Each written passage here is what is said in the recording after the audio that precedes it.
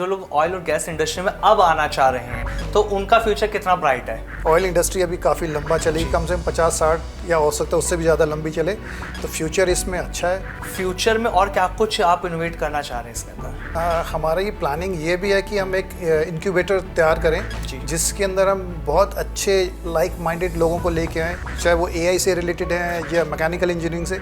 उसमें लाने के बाद हम इसके अंदर रिसर्च वर्क करें। अच्छा, उस रिसर्च वर्क को ला के फिर हम उससे कुछ नए आयाम ऐसा तैयार करें जिससे कि हम लोग अपनी इंडियन टेक्नोलॉजी को अपग्रेड कर सकें। मैंने एक चीज़ नोटिस की है जो पहले मुझे नहीं लगती थी, अब लगती है जी। कि जो पेरेंट्स बोलते हैं अगर आप वो सुनते हैं, मानते हैं, तो आप सक्सेसफुल होंगे ही होंगे। नमस्कार, कैसे हैं आप सभी? स्वागत है आपका हमारे इस पॉडकास्ट में। मैं हूं आपके साथ आमिर खान। आज एक और नया पॉडकास्ट आप सभी के लिए हम लेकर आए हैं। आज का जो पॉडकास्ट है सबसे अलग और यूनिक रहने वाला है, क्योंकि आज के पॉडकास्ट में हम आप लोगों को एक ऐसी शख्सियत से मिलवाने वाले हैं जिनकी कहानी बहुत ज़्यादा दिलचस्प है। कभी सोचिए कि लोगों की चाहत होती है कि उन्हें प्लेन में बैठना है, और जिसकी चाहत ये हो कि मुझे चलाना है और मेरा शौक बन जाए, तो क्या कहने। आज ऐसी शख्सियत से आपको मिलवा रहे हैं जो बहुत बड़े बिजनेसमैन हैं। हाल ही में उन्हें डॉक्टरेट की डिग्री भी मिली है, जिन्हें हर कोई बहुत अच्छे नाम से जानता है, डॉक्टर। आज की डेट में प्रदीप मोहंती जी फेमस हो चुके हैं। स्लेजहैमर कंपनी के वो सीएमडी रह चुके हैं। उनकी कंपनी थी स्लेजहैमर, जहां से उन्होंने शुरुआत करी। बहुत कुछ आप लोगों को इस पॉडकास्ट में हम बताएंगे कि कैसे उन्होंने अपने सफ़र की शुरुआत करी, कैसे उन्होंने बुलंदियों को हासिल किया। क्योंकि सपने देखना आसान है, लेकिन उन्हें पूरा करना बहुत मुश्किल है। इस कहानी को, इस चीज़ को उन्होंने पलट दिया। उन्होंने सपने देखे और उन्हें पूरा बहुत जल्द करना शुरू कर दिया। सर, स्वागत है आपका। नमस्कार। नमस्कार। कैसे हैं प्रदीप सर आप? मैं बहुत बढ़िया हूँ, आप सुनाएं, आप कैसे हैं? एकदम बढ़िया है सर। और सबसे पहले कॉन्ग्रेचुलेशंस, आपको डॉक्टरेट की डिग्री मिली है sir. Thank you very much. Thank you sir, बहुत अच्छा लगा था जब हमें पता लगा कि आपको डिग्री मिली, और फिर हमें मौका मिल रहा था आपके साथ बैठ के एक पॉडकास्ट करने का, लोगों को आपकी सक्सेस स्टोरी बताने का। जी सर, सबसे पहले मैं आपसे यही जानना चाहता हूँ, जैसे मैंने कहा कि सपने होते हैं लोगों के कि यार मुझे जहाज में बैठना है, मुझे प्लेन के अंदर बैठना है। एक पायलट आप रह चुके हैं। बहुत दिलचस्प आपकी कहानी मुझे लगी जब मैंने आपके बारे में पढ़ा था। पायलट आप रहे, उसके बाद आपने फिर बिजनेसमैन का सफ़र देख लिया कि मुझे बिजनेसमैन बनना है। ये कैसे हुआ सर? ये इंस्पिरेशन कहाँ से मिली आपको? देखिए, मेरी लाइफ में ना बहुत से उतार चढ़ाव रहे हैं, और सब कुछ जो है एक्सीडेंटली हुआ है मेरी लाइफ में। कुछ भी। और ये सही मायने में देखा जाए तो जितने भी एक्सीडेंट हुए हैं ना, ये सब अच्छे एक्सीडेंट्स हुए हैं मेरे साथ में। तो जब मैं फ्लाइंग किया करता था तो उसी दौरान मुझे किसी कारणवश अपने फादर साहब का बिज़नेस ज्वाइन करना पड़ा, and that was for a shorter period.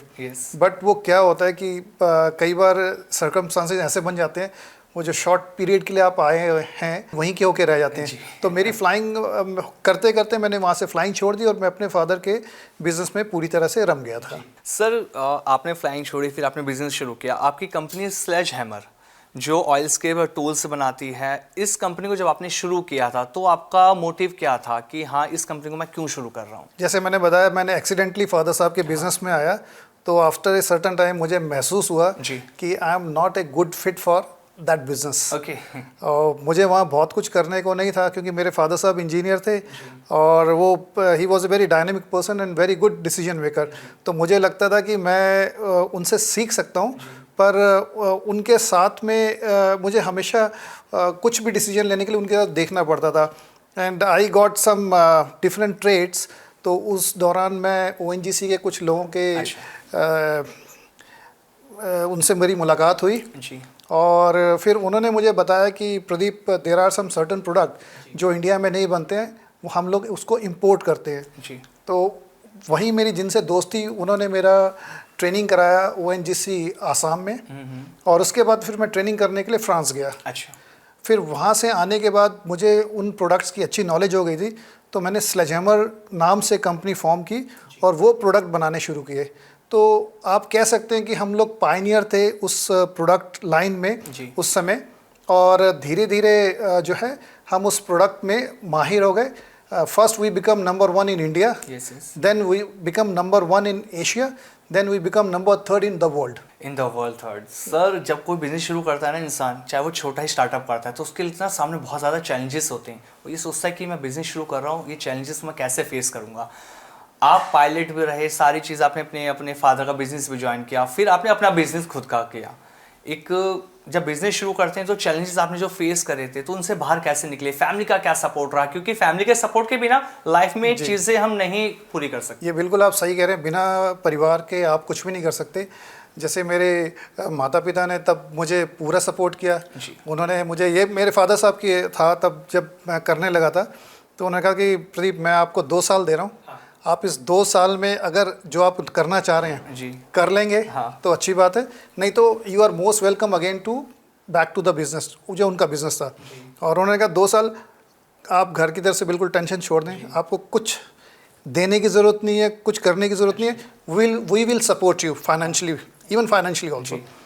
तो पर वो ऊपर वाले की मेहर थी कि पीछे मुड़ के देखना ही नहीं हुआ। ग्रेट सर, पीछे मुड़ के देखा नहीं और आगे इतने बढ़ गए कि आज हर कोई आपको जानता है, वर्ल्ड में आपका नाम है, लोग बाहर से आपको जानते हैं। और जैसे मैंने अभी एक स्टोरी और देखी थी आपकी, कोविड के टाइम की मैं बात करता हूँ। कोविड के टाइम पे लोग परेशान थे, उनको ये समझ ही नहीं आ रहा था वो क्या करें।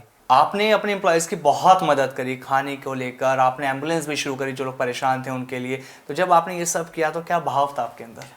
जब कोविड का शुरुआत हुई थी तो किसी को नहीं मालूम था कि ये इतना बड़ा भयानक रूप ले लेगी।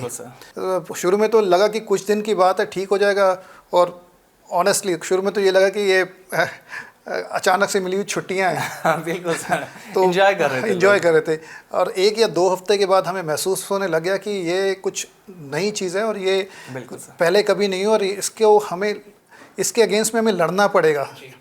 तो और धीरे धीरे जब देखा कोविड के अंदर फाइनेंशियली काफ़ी दिक्कतें आई रही थी लोगों को, तो और क्योंकि काम भी बंद थे, फैक्ट्रीज भी बंद थी, हमारे पास में 1000+ एम्प्लॉयज़ थे उस समय। हमारी कंपनी में काम करते थे। देन वी रियलाइज़ कि उनका कैसे होगा, क्योंकि उनको मकान का किराया भी देना है, खाना भी खाना है। Then we started so that हम लोग उनको राशन वगैरह सब मुहैया कराने लगे फ्री ऑफ कॉस्ट की। ठीक है, इन लोगों ने ही मुझे यहाँ तक पहुँचाया है, मुझे इस लेवल पे जो लेके आए हैं, मुझे सक्षम बनाया, इन्हीं लोगों ने बनाया। Now it's my turn to return back to them. Great sir. तो ये किया। और फिर क्योंकि हम लोग सब लोग सामाजिक लोग हैं, तो हम समाज के साथ जुड़ना ज़रूरी है। तो उस दौरान मैंने देखा कि एम्बुलेंस की बहुत ज़्यादा ज़रूरत पड़ रही थी। तो हम लोगों ने एक एम्बुलेंस ली, और वो एम्बुलेंस फिर हम लोगों ने हॉस्पिटल्स के साथ में टाई अप कर दिया, where we were providing them free services, कि जहाँ किसी को भी लेके जाना है आप फ्री में लेके जा सकते हैं। सर, स्लेज हैमर के बाद आपकी कंपनी है सैफरन स्टॉक्स, जो अभी करंटली आप उसको चला रहे हैं। इस कंपनी के बारे में थोड़ा सा आप हमें बताइए। जैसे मेरे अंदर एक बहुत बड़ी कमी है कि मेरे अंदर ठहराव नहीं है। मैं एक काम करते करते जब मुझे लगता है कि ठीक है मैंने बहुत कर लिया है, so I just want to change, I want a change in my life. जी। तो स्लेजहैमर में कोविड के बाद we felt that now we are on top, and we thought कि लेट डू समथिंग न्यू। तो मैंने स्लेजहैमर को छोड़ के मैंने एक नई कंपनी बनाई, सैफरन स्ट्रोक्स। वजह क्या थी, जैसे मैंने बताया, मैं फ्लाइंग छोड़ के स्लेजहैमर में आया था। तो मैं स्लेजहैमर छोड़ के सैफरन स्ट्रोक में आया, जो कि एक एविएशन कंपनी है। In Saffron Strokes we got 3 aircrafts, और वो तीनों एयरक्राफ्ट चार्टर पे चलते हैं। और ये 4 साल पहले मैंने जो है एयरक्राफ्ट परचेज किया था कोविड के टाइम पे। तो मैं खुद उसको चलाता था। अच्छा। अपने शौक पूरा करने के लिए। तो अभी भी चलाते हैं जब मन करता है? हाँ, अब जब भी मन करता है, क्योंकि मैंने अपना लाइसेंस दोबारा रिन्यू करा लिया, तो अभी जब मेरा मन करता है मैं फ्लाइंग करता हूँ। पहले ये होता है ना, फैमिली कहती थी चलो घूमने चल रहे हैं, टिकट करा लो। अब तो ये कहा नहीं जाता हो ना, टिकट करा लो तो कहता होगा चलिए डैडी घूमने चलते हैं। बिल्कुल आप ठीक कह रहे हैं कि हम लोगों ने लाइफ को इस तरीके से जिया, या फ्लाइंग हम लोगों ने इस तरीके से की कि आप मानिए कि कई बार जैसे मुझे, मेरी फैमिली को या दोस्तों को मन कर रहा है कि आज लखनऊ जाना है लंच करने के लिए, हम लखनऊ गए, लंच करके वापस आ गए। ब्रेकफास्ट करना है, हम लोग जयपुर गए, ब्रेकफास्ट किया और हम लोग वापस आ गए। इसके अलावा भी कहीं भी जाना आना होता था, तो it was so much convenient to us to travel through our own aircraft. Sir, एक पर्सनल और प्रोफेशनल लाइफ को दोनों को एक साथ मैनेज करना इजी नहीं होता एक बहुत बड़े बिजनेसमैन के लिए। जब आप ग्लोबल लेवल पे बिजनेस करते हैं तो आप इन दोनों लाइफ को कैसे मैनेज करते हैं, फैमिली को कैसे टाइम दे पाते हैं? देखिए, इसमें दिक्कतें तो आती हैं जी। अगर आप बैलेंस बनाना लाइफ में बहुत ज़्यादा ज़रूरी है। जब आप प्रोफेशन में लगे जाते हैं तो आपकी पर्सनल लाइफ ख़राब हो जाती है। अगर आप ज़्यादा पर्सनल लाइफ में एंगेज हो गए तो आपकी प्रोफेशनल लाइफ जो है वो ख़राब हो जाती है। मैंने कोशिश की मुझे नहीं मालूम कि मैं उसमें सक्सेसफुल हुआ हूँ या नहीं, but yes I tried my best always की to give good quality time to my profession as well good quality time to my family. बात बताना आपको चाहूँगा, जैसे मेरे दोस्त हैं वो आज भी वही हैं जो मैं बचपन से स्कूल डेज़ के जो दोस्त हैं, और आज भी हम लोग सब दोस्त मिलते हैं। अच्छा। और सैटरडे को हम लोग सब साथ में डिनर करने के लिए जाते हैं, और ये पिछले 40 साल का हमारा नियम है और वो जो अभी तक टूटा नहीं है। मैं किसी पोजीशन पे हूँ, वो लोग भी बहुत बड़ी बड़ी पोजीशन से पहुँच गए, बट सैटरडे को शाम को विदाउट एनी नोटिस हम सब लोग साथ में मिलते हैं और डिनर करते हैं। इवन इन द कोविड जब लॉकडाउन लगा हुआ था तब भी किया।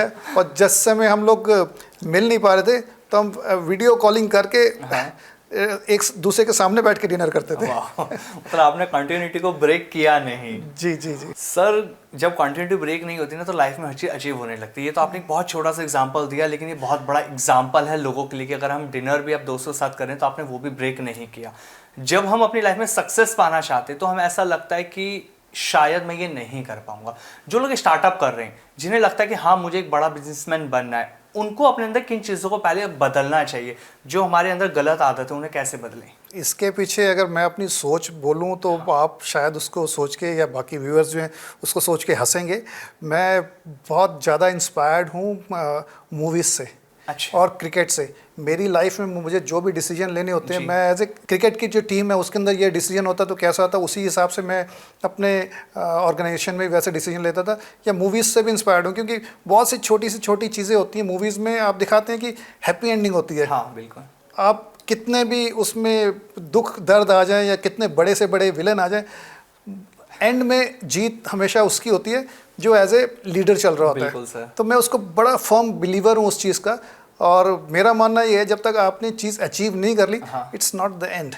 और अल्टीमेटली आप हमेशा जीतते ही हैं। ये आप मान के चले मेरी बात को, टाइम लगेगा बट जीत आपकी ही होगी। बिल्कुल सर, टाइम तो लगता है, जीत मिलती है। अभी आपने ना एक बात कही कि क्रिकेट और मूवीज़ का बहुत शौक है। मैं आपके हाथ में ब्रेसलेट भी देख रहा हूँ, फिरोजा, लगता है सलमान खान के भी बहुत बड़े फ़ैन हैं। नहीं, मेरे को देखिए, हर अच्छा इंसान जी जो तरक्की करता है, जो बड़ा बना है, मुझे पसंद है।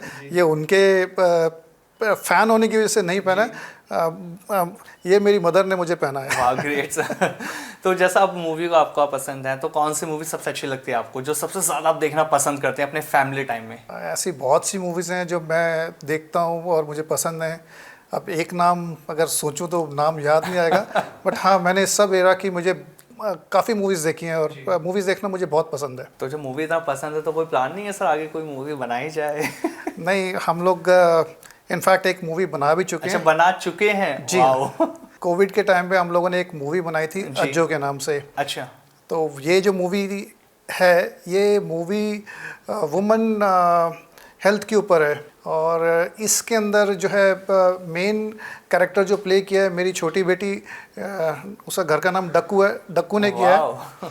और इसके अंदर यशपाल शर्मा जी, डॉली आलूवालिया, रामजी बाली और काफ़ी NSD के जितने लोग थे वो सब लोग इसके अंदर इन्वॉल्व थे। उन्हीं सब लोगों की मदद से ये मूवी बनी। और ये मूवी हमने तब बनाई जब कोविड चल रहा था, तो हम सब लोग खाली थे। तो उसी दौरान मेरी मुलाकात जब NSD के लोगों से हुई, तो उन्होंने कहा क्यों ना इस समय को अच्छा उपयोग किया जाए। जी। और एक बहुत अच्छा सब्जेक्ट था और उसके ऊपर हम लोगों ने ये मूवी बनाई, और ये बहुत बेहतरीन मूवी बन के आई है। और इस मूवी को कई जगह अवार्ड्स भी मिले हैं। ग्रेट सर, मतलब आपको तो दिलचस्पी थी, आपकी डॉटर भी इसमें लीड रोल में मेन में है। जी। तो सर, क्रिकेट की दीवानगी कब चढ़ी आपको? क्योंकि आप क्रिकेट भी खेलते थे, जैसा आपने बताया क्रिकेट खेलना आपको बहुत पसंद था। तो ये कब हुआ कि हाँ यार क्रिकेट ही खेलना है? मैं अपने यंग टाइम में मैं काफ़ी क्रिकेट मैंने खेला और अच्छे लेवल पे खेला। तब भी मैं, आप समझ लीजिए, जो नेशनल प्लेयर या स्टेट लेवल के प्लेयर थे, उन्हीं के साथ में, उन्हीं की टीम में रह के मैं खेलता था। अच्छा। और जब मैं बिज़नेस में आ गया तो फ्लाइंग के साथ साथ क्रिकेट भी छूट गया। और एक बड़ा दिलचस्प किस्सा है कि कुछ साल पहले मैं एक बार मैच देखने के लिए हमारे यहाँ जो स्टेडियम है, नाहर सिंह स्टेडियम, वहाँ गया था।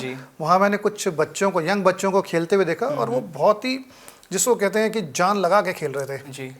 तो after the match they came to me and then I got a kind of opportunity to speak to them. देन मुझे पता चला कि उसके अंदर से बहुत से बच्चे जो थे वो इकोनॉमिकल वीकर सेक्शन से थे, और but they want to play cricket and they love cricket so much. तो मेरे दिमाग में एक आइडिया क्लिक किया, क्यों ना एक ऐसी टीम बनाई जाए जहाँ पे उन बच्चों को लिया जाए जो टैलेंटेड हैं बट उनको सही मौका नहीं मिल रहा है खेलने का। तो उसमें से उन बच्चों को मैं सिलेक्ट करके लेके आया। मैंने अपनी कंपनी स्लेजहैमर में उनको उनकी एजुकेशन अप्रोप्रिएट जॉब दी और उनको खेलने के लिए प्रोत्साहित किया। तो फिर हमारी टीम बन गई टीम स्लेजहैमर। अच्छा। और ये टीम स्लेजहैमर जो है, हम पिछले 9 साल से इस टीम को लेके यूरोप के आईसीसी के टूर्नामेंट खेलने जाते हैं। इंडिया में भी बहुत टूर्नामेंट खेले हैं और बहुत हम लोगों ने टूर्नामेंट जीते भी हैं इसमें। तो जो आपकी अकेडमी है स्लेजहैमर अकेडमी, तो इसमें कहाँ से बच्चे आते हैं सर प्रैक्टिस करने के लिए, और क्या क्या आप सुविधा उनमें दे पा रहे हैं उन्हें? स्लेजहैमर अकेडमी में बच्चे जो हैं नियर बाय के बहुत से बच्चे आ रहे हैं जी। और इसके अलावा दूसरे स्टेट के भी कई बच्चे यहाँ पे आके सीखते हैं। तकरीबन 70 से 80 बच्चे यहाँ पे सीखते हैं। इसमें हम हर साल जो है टैलेंट हंट करते हैं एक तरह से। जो अच्छे क्रिकेटर्स हैं हम 30 वो लड़के चुनते हैं जी, जिनके ऊपर हम मेहनत करते हैं, हम उनके ऊपर इन्वेस्टमेंट करते हैं। अच्छा। टाइम की, पैसे की। उसके बाद में उनसे जो बन के आती है टीम, उनको फिर मौका मिलता है स्टेट के लिए खेलने का, रणजी खेलने का। और मुझे बोलते बड़ी अच्छा लगता है कि हमारे क्लब से, हमारे एकेडमी से बहुत से रणजी प्लेयर निकले हैं और बहुत से आईपीएल प्लेयर भी निकले हैं। अच्छा, रणजी खेल चुके हैं आपके एकेडमी से लड़के? जी हाँ। तो सर फिर तो आपका प्लान भी होना चाहिए आईपीएल में, है कुछ ऐसा कि अपनी टीम खरीदी जाए, क्योंकि आप तो खरीद सकते हैं। नहीं, आईपीएल में तो नहीं, बट हाँ रिसेंटली एक लीग शुरू हुई है, प्रो क्रिकेट लीग करके। अच्छा। तो हम लोगों ने उसमें एक टीम बाय की है और उस टीम के अंडर हम लोग सेमीफाइनल तक पहुंचे थे, बट अनफॉर्चुनेटली हम लोग वहाँ पे हार गए जी। सो उस टीम के अंदर जो है इंडियन प्लेयर्स भी थे, आईपीएल के प्लेयर भी थे और रणजी प्लेयर भी थे। तो फिर आपका फेवरेट प्लेयर कौन सा है सर? मेरा फेवरेट प्लेयर पहले जब मैं खेलता था तब कपिल देव थे जी, और उसके बाद में सचिन तेंदुलकर रहे, और अभी तो अच्छा, अगर अब मैं 2 नाम आपको देता हूँ, अगर धोनी और विराट। देखिए दोनों ही लेजेंडरी क्रिकेटर हैं। मैं धोनी को वोट अपना दूंगा। धोनी को पसंद इसलिए ज़्यादा करता हूँ क्योंकि उन्होंने हमारे क्रिकेट को एक नया आयाम दिए। बिल्कुल सर, हकीकत है। जिस तरह से यूथ के अंदर भी ये रहा कि हाँ अब हमें क्रिकेटर बनना है, धोनी की तरह खेलना है। जी। और आप लोगों को धोनी, विराट और सचिन बना ही रहे हैं लगातार। हर कंपनी का जो बॉस होता है वो बहुत इंपॉर्टेंट होता है एम्प्लॉयज़ के लिए। उन्हें लगता है कि हमारे बॉस नहीं, हमारा परिवार के मेन लीडर हैं जो हमारी फैमिली को चला रहे हैं, क्योंकि आपकी बदौलत हज़ारों लोग हैं जिनका घर चल रहा है सर। तो आप कैसे लीड करते हैं अपनी टीम को? अगर मैं कंपनी में देखूं तो कंपनी में मेरा कोई बॉसी एक्ट नहीं होता है। मुझे ऐसा लगता है कि इन लोगों ने मुझे बॉस की चेयर पे बिठाया है। हकीकत से मैंने जैसे बताया कि मैं बहुत कम पैसे से मैंने स्टार्ट किया था और आज मैं इस ऊंचाई पे पहुंचा हूं, तो सभी का इसमें भागीदारी है जी। चाहे वो मेरे ऑफिस का पीएन ही क्यों ना हो, उसका भी कहीं ना कहीं कुछ ना कुछ रोल है जी। हर किसी का रोल है इस कंपनी को बढ़ाने में, मुझे बनाने में। तो मेरा रिलेशनशिप उनके साथ हमेशा ऐसा रहा है जैसे दोस्तों का रहा है। मैं चाहे एमडी हूँ पर मेरे रूम में अगर पियोन ने भी आना है, he can call me directly, he can come to me. और अगर जो जीएम है उन्होंने भी आना है तो he can call to me and come to me directly. बहुत से सजेशंस मेरे फैक्ट्री में जो हेल्पर हैं उन्होंने दिए, उन्होंने कुछ ऐसे सजेशंस दिए जो मैंने माने अपने और मुझे बहुत फ़ायदा हुआ। जी जी जी। सर जब एक आदमी सक्सेस होता है ना, कहते हैं कि एक लेडी का हाथ होता है उसकी लाइफ में उसे कामयाब बनाने के लिए। तो आपकी वाइफ का कितना बड़ा रोल रहा आपकी लाइफ में? वो जो कहते हैं ना बेटर हाफ, ये चीज़ें ना मुझे अब समझ में आ रही हैं कि क्यों होता है। क्योंकि जब मैं काम कर रहा था, मैं पूरी तरह से काम में डूबा हुआ था। हाँ। तब मेरी वाइफ ने मुझे सपोर्ट किया, मेरी मदर ने मुझे सपोर्ट किया और मेरी दोनों बेटियों ने भी मुझे सपोर्ट किया। उन्होंने मुझसे कभी शिकायत नहीं की कि आप हमें समय नहीं दे पा रहे हैं। उन्होंने पूरा सपोर्ट किया कि आप काम की तरफ अपना तवज्जो दें और उसको बढ़ाएं। तो उनके बिना तो मैं कुछ भी नहीं कर सकता था। तो आपकी डॉटर, जैसा आपने बताया, एक को तो आपने अभी मूवी में मेन लीड रोल किया, दूसरी डॉटर के बारे में भी थोड़ा सा बताइए। दूसरी जो मेरी बड़ी बेटी है, उसका घर का नाम डोना है। वो पढ़ने में बहुत स्टूडियस है और हमेशा उसने टॉप किया है और मुझे बड़ा अच्छा लगा और मुझे बड़ा फ़ख्र महसूस होता है क्योंकि वो चाहती थी कि दुनिया के सबसे बेस्ट यूनिवर्सिटी में वो जाके पढ़े और भगवान का हमारे ऊपर आशीर्वाद रहा कि उसको यूसी बर्कली में उसको एडमिशन मिला और वो वहाँ पढ़ रही है अभी यूएसए में। Great sir. सर कभी आपको ऐसा लगा कि हाँ आपने फेलियर फेस करी है, तो उसने आपने क्या कुछ सीखा और कैसे बाउंस बैक किया उस फेलियर से आपने? जब मैं अभी थोड़ी देर पहले आपको क्रिकेट की बात बता रहा था ना, वो यहाँ अप्लाई होता है। आप बैटिंग करने जाते हैं, आप बैटिंग में आउट हो गए या जीरो पे आउट हो गए, तो उसका मतलब ये नहीं है कि आपकी लाइफ खत्म हो गई।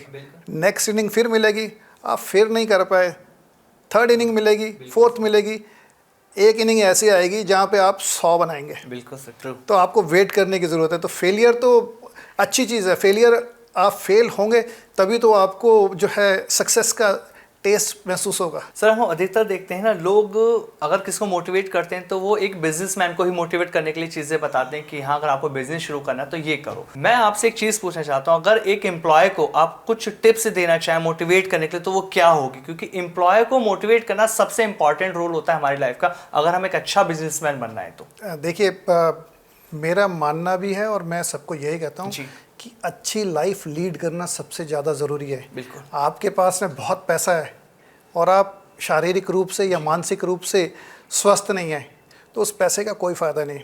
आपके पास में बहुत पैसा है और आप पारिवारिक रूप से आप स्वस्थ नहीं हैं या खुश नहीं हैं तो उससे कोई मायने नहीं है। लाइफ में पैसा भी ज़रूरी है, दोस्त भी ज़रूरी है, अच्छा स्वास्थ्य होना भी ज़रूरी है, ये सब चीज़ें होना ज़रूरी है। तो मैं अपने एम्प्लॉयज़ को हमेशा ये कहता हूँ कि आप जिस भी पोजीशन पे हैं खुश रहिए। जो आपका आज है, अगर आप अपने आज में जिएंगे तो आप हमेशा खुश रहेंगे। Great sir. सर जिस तरह से आप नए नए आयामों को हासिल कर रहे हैं, हर चीज़ आपको मिलती जा रही है आपकी मेहनत से, आने वाले 10 साल, बहुत छोटा पीरियड में आपसे जानना चाह रहा हूँ, आने वाले 10 साल में जहाँ पर अभी आप हैं और यहाँ से आप अपनी कंपनी को कहाँ देखते हैं? आपका विज़न क्या है 10 सालों का? क्योंकि टेक्नोलॉजी लगातार बढ़ रही है, AI का ट्रेंड बढ़ चुका है, तो आप कहाँ देखते हैं खुद को? देखिए, मेरा मानना यह है कि एज ए गुड स्मार्टियन अगर आप कुछ अच्छा करें और आप अपने देश के लिए कुछ अच्छा कर रहे हैं तो वो आपके लिए उससे बेहतर कुछ नहीं हो सकता।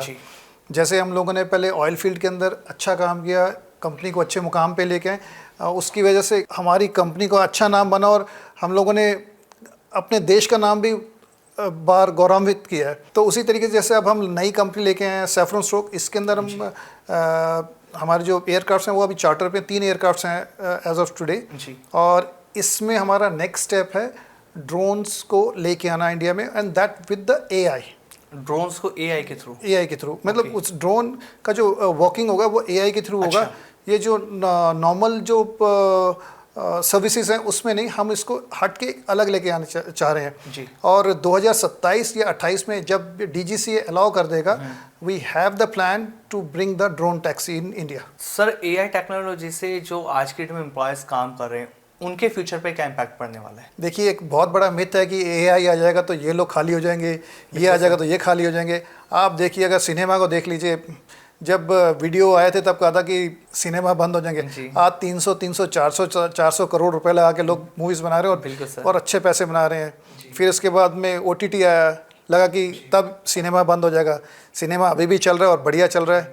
तो AI आने से हमें AI का गुलाम नहीं बनना है, AI को अपना गुलाम बनाना है। तो हम उसको इस तरीके से यूटिलाइज़ करें सो दैट कि हम उससे बेनिफिट उठा सकें। सर सक्सेसफुल होने के लिए अगर मैं 3 हैबिट्स की बात करूं, क्योंकि हर सक्सेसफुल पर्सन अपनी लाइफ में कुछ ना कुछ डेली है कि उसे करना है, कि मुझे अप्लाई कर रखी चीज़ें मुझे करना है। अगर मुझे सुबह 4 बजे उठना है तो उठना है। तो आप कौन सी 3 ऐसी हैबिट्स हैं जो लोगों के साथ शेयर करना चाहते हैं कि वो अपनी लाइफ में अप्लाई करें तो सक्सेसफुल 100% हो सकते हैं? देखिए, मुझे लगता नहीं कि मैं एम राइट पर्सन टू से माय कमेंट्स ऑन दैट। आप राइट पर्सन हैं बिकॉज आप हज़ारों लोगों को एक कारोबार आपने दे रखा है, उनका घर आप चलाते हैं। मैंने एक चीज़ नोटिस की है जो पहले मुझे नहीं लगती थी, अब लगती है कि जो पेरेंट्स बोलते हैं अगर आप वो सुनते हैं, मानते हैं तो आप सक्सेसफुल होंगे ही होंगे। जब मैं यंग था तब मुझे लगता था पापा कुछ कहते हैं, तब मुझे लगता नहीं ऐसा क्यों कह रहे हैं, ऐसा तो नहीं होना चाहिए। बट आज इस मुकाम पे पहुंचने के बाद मुझे लगता है कि मेरे फादर साहब ने या मेरी मदर ने जो उस समय बोला था उसको मैंने फॉलो किया, तो उसी वजह से मैं सक्सेसफुल रहा। बिल्कुल, ये एक बहुत बड़ी बात है। दूसरा, वर्क एथिक्स। ज़िंदगी में उतार चढ़ाव आएंगे, बट आप लाइफ में जो पॉलिसी बना के चल रहे हैं उसको आप मत छोड़िए। और तीसरा जो सबसे मेन है, आप सबको साथ लेके चलें। आप अगर अकेले बढ़ना चाहेंगे आप बढ़ नहीं पाएंगे।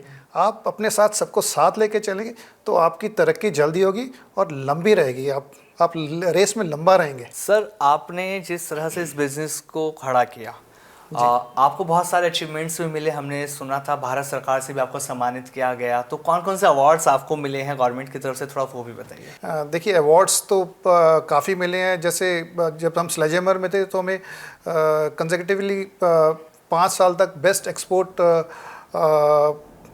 के अवार्ड मिले हैं अपने फील्ड के अंदर।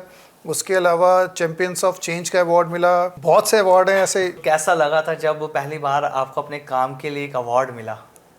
वो बहुत अच्छी अनुभूति थी। अच्छा लगता है जब आप कुछ करते हैं और आपको लोग सहारते हैं और आपको रिकग्नाइज करते हैं, आपको अवार्ड देते हैं, अच्छा लगता है, खुशी होती है। अभी हाल ही में आपको मानव रचना यूनिवर्सिटी से डॉक्टरेट की डिग्री भी मिल चुकी है सर, तो अब कैसा लग रहा है? अब डॉक्टर प्रदीप महांती, पहले प्रदीप महांती थे, अब डॉक्टर आपके नाम के आगे लगा है। देखिए ये तो ना आइसिंग ऑन द केक है। आई एम थैंकफुल टू मानव रचना की उन्होंने रिकग्नाइज़ किया मुझे और मुझे इस डिग्री से नवाजा। नहीं, अच्छा लगता है डॉक्टर सुनना, मुझे तो अच्छा लग रहा है। क्योंकि सर ये सबकी चाहत होती है कि उसके आगे डॉक्टर लगे, और जब एक बिजनेसमैन के नाम के आगे डॉक्टर लगता है फिर तो क्या ही कहने। जी जी बिल्कुल ठीक तो है। सर जो आपकी अभी ये कंपनी सैफरन स्टॉक्स, फ्यूचर में और क्या कुछ आप इनोवेट करना चाह रहे हैं इसके अंदर? हमारी प्लानिंग ये भी है कि हम एक इंक्यूबेटर तैयार करें जिसके अंदर हम बहुत अच्छे लाइक माइंडेड लोगों को लेके आएँ, चाहे वो एआई से रिलेटेड हैं या मैकेनिकल इंजीनियरिंग से। उसमें लाने के बाद हम इसके अंदर रिसर्च वर्क करें। अच्छा। उस रिसर्च वर्क को ला के फिर हम उससे कुछ नए आयाम ऐसा तैयार करें जिससे कि हम लोग अपनी इंडियन टेक्नोलॉजी को अपग्रेड कर सकें। जिस तरह से इस कंपनी के अंदर एम्प्लॉय की मैं बार बार बात कर रहा हूँ, क्योंकि सर एम्प्लॉय बहुत इंपॉर्टेंट रोल प्ले कर रहे हैं आपकी कंपनी के अंदर। बाहर से एम्प्लॉयज़ लाना और इंडिया के एम्प्लॉय में आप क्या डिफरेंस देखते हैं? देखिए मेरी कंपनी में एम्प्लॉयज़ हैं ओवरसीज़ के जो वेस्टर्न वर्ल्ड के हैं, अंग्रेज़ लोग भी मेरे यहाँ उन्होंने भी एज ए एम्प्लॉयर रहे हैं और इंडियन एम्प्लॉय भी रहे हैं। दोनों के साथ काम करने में मज़ा आता है। उनसे कुछ सीखने का मुझे मिला और इनसे भी कुछ सीखने को मिला। अच्छाइयाँ दोनों में ही हैं। दोनों को साथ लेके जो चले, जो साइनर्जी बनी, उससे मुझे लगता है कि ये भी एक रीज़न था हमारे सक्सेसफुल होने का। बिल्कुल। और जो अभी सर जो यंग प्रोफेशनल्स की अगर मैं बात करूँ, जो लोग ऑयल और गैस इंडस्ट्री में अब आना चाह रहे हैं, तो उनका फ्यूचर कितना ब्राइट है? देखिए जिसको फॉसिल ऑयल बोलते हैं, ऑयल इंडस्ट्री अभी काफ़ी लंबा चलेगी, कम से कम 50-60 या हो सकता है उससे भी ज़्यादा लंबी चले। तो फ्यूचर इसमें अच्छा है। आपका मन करता है आप आएँ और इसमें अच्छे ब्रेन्स को, जो अच्छे लोग हैं, जिनको अच्छे इंटेलिजेंट लोग हैं, टेक्निकल साउंड हैं, उनको इसमें ग्रोथ करने का बहुत मौका मिलेगा। सर मार्केट में हर चीज़ का कंपटीशन है। आपके कंपटीशन में जब कोई आया था तो तब क्या लगा था कि अब क्या करना चाहिए नया? देखिए मार्केट में कंपटीशन होना अच्छी बात है। जब आपके कंपटीटर आते हैं तो वो आपको सिखाते हैं कि आपको अपने आप को अपग्रेड कैसे करना है। उसको आप पॉजिटिव लें। आप पॉजिटिव लेंगे तो आप अपने आप को अपग्रेड करते रहेंगे और उनसे एक कदम आगे रहेंगे। मज़ा तो तभी है, हीरो तभी होता है जब विलन भी होते हैं उसमें। सर लास्ट में मैं आपसे ये जानना चाहता हूँ, जो लोग इस पूरे पॉडकास्ट को देख रहे हैं, क्योंकि देखिए सक्सेस स्टोरी सबकी नहीं होती और जिनकी होती है बहुत ज़्यादा यादगार होती हैं। आपकी सक्सेस स्टोरी बहुत अलग है। आपने पायलट से शुरू किया, बिजनेसमैन बने और लोगों को आपने कारोबार दे रखा है। तो आप जो लोग देख रहे हैं इस पॉडकास्ट को, उनको क्या मैसेज देना चाहते हैं ताकि वो अपने लाइफ में चीज़ों को अप्लाई करें और वो जल्दी से जो वो चाहते हैं कि हाँ ये चीज़ मुझे मिल जाए, मैं बिजनेस कर सकूं, वो अचीव कर पाएँ? देखिए सबसे पहले मैं सबको ये बोलना चाहूँगा, जल्दी का काम शैतान का है। जल्दी कुछ नहीं होता लाइफ में। आपको कुछ करना है या बनना है तो आपको मेहनत करनी पड़ेगी, डिसिप्लिन लाइफ में लाना पड़ेगा। और फिर अगेन अगर हम इसको मूवी से रिलेट करें, जैसे शाहरुख खान बोलते हैं ना, जब तक आप हैप्पी एंडिंग नहीं है तब तक पिक्चर अभी बाकी है मेरे दोस्त। तो वेट कीजिए, सफलता आपके कदम चूमेगी ही चूमेगी। बिल्कुल। और शिद्दत से अगर किसी काम को करो तो पूरी कायनात मिलकर उससे आपको जी बिल्कुल ठीक कह रहे हैं। बहुत मजा आया सर इस पूरे इंटरव्यू में, पूरे पॉडकास्ट में, जिस तरह से आपकी स्टोरी सुनी मेरे लिए बहुत ज़्यादा मज़ेदार था। क्योंकि मैं जब यहाँ आ रहा था तो मुझे था कि यार नई नई चीज़ें सर से सुनने को मिलेंगी, क्योंकि जिस तरह से शुरुआत करी, आज कहाँ आप पहुँच गए। 14,000 से आपने बिजनेस शुरू किया, आज कई 1,000 करोड़ के आप मालिक हैं।